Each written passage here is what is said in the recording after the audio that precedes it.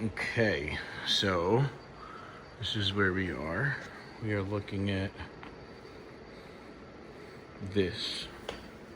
This tree here is my Boysenberry Blush. And look at this ridiculous branch here. How funny. Look at that angle.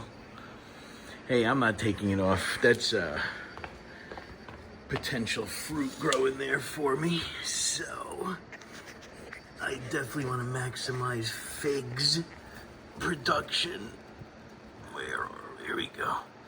But we have this one here today, and I've been catching some abuse that I let my figs get too ripe on the tree.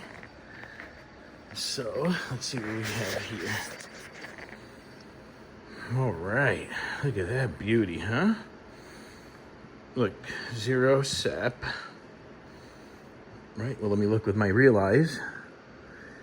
Yeah, 0 sep. Nice soft neck. A little bit of cracking. A little bit of color, not much. This is only my second one from the tree. And this is the tree here. Let me give you a better look at that. So that's not it. This is the Figo Roxo.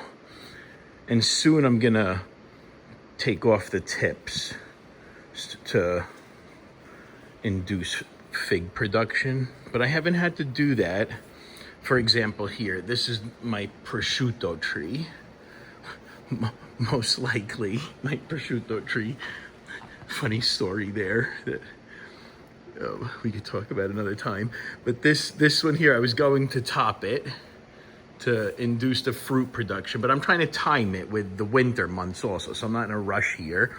And you know, the more growth it gets, the more nodes create more opportunity for figs.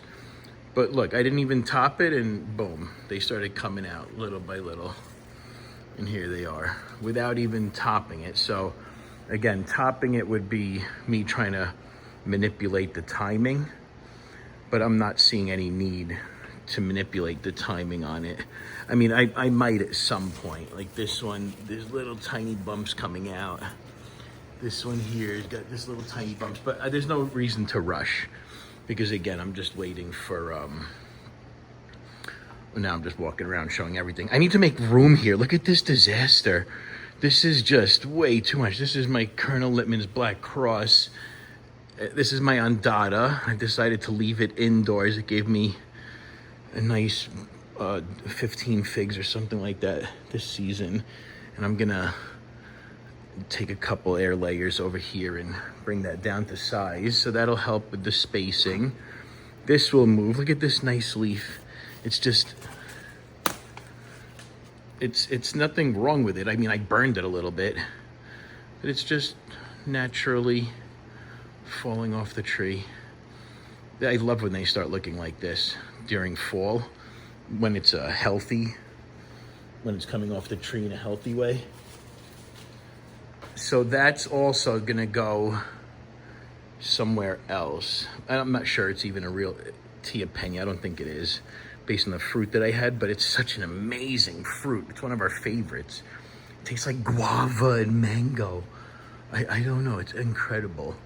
So we're gonna do something with that, just probably not leave it there. And then the last thing I'm gonna do is create a lot of space by getting rid of this,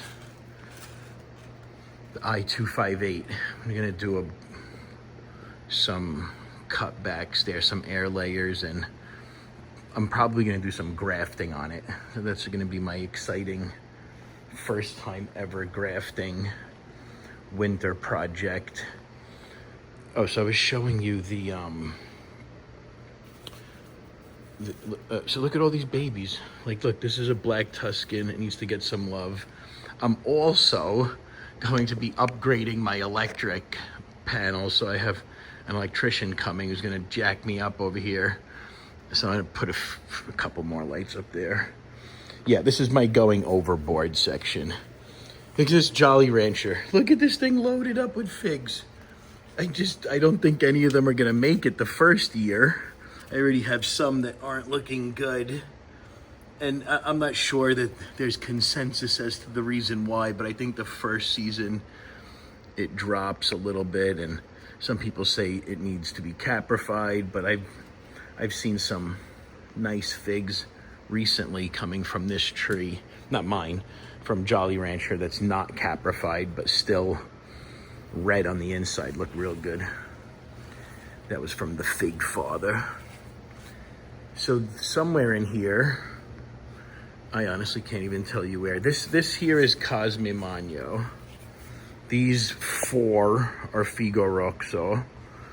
This back here is Onan, and it is a monster. This is coming off the main branch that I cut, but it has 7, this is one of them, 7 scaffolds going all over the place. There's another 2.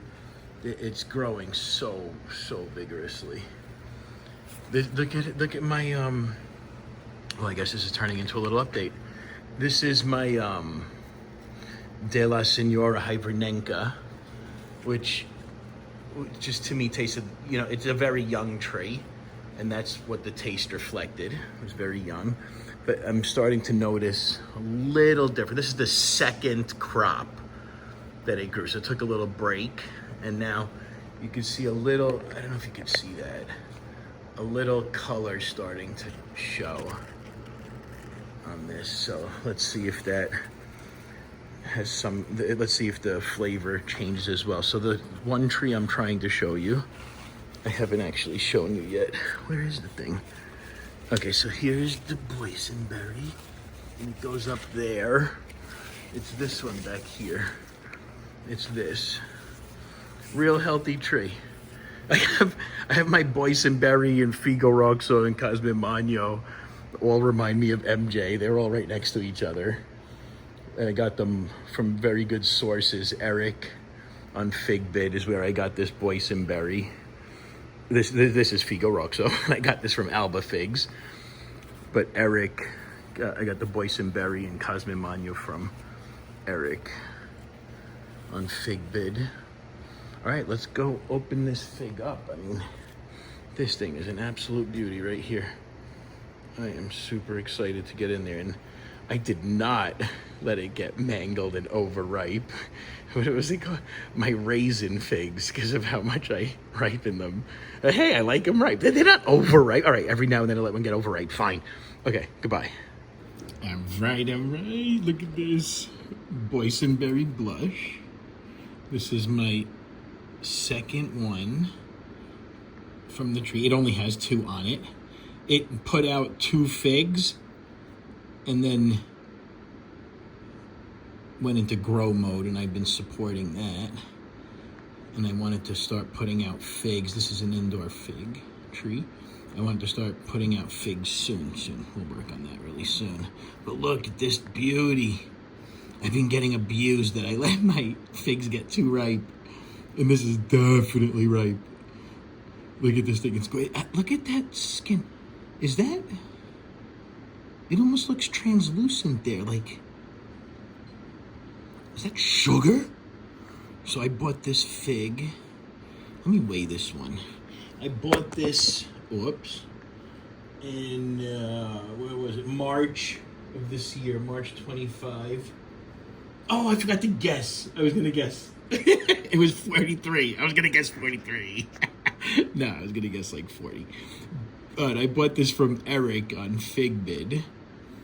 I have a hard time saying his Figbid name. He's Figs and Chocolate on YouTube. I love his channel. I'm sure most of you know it.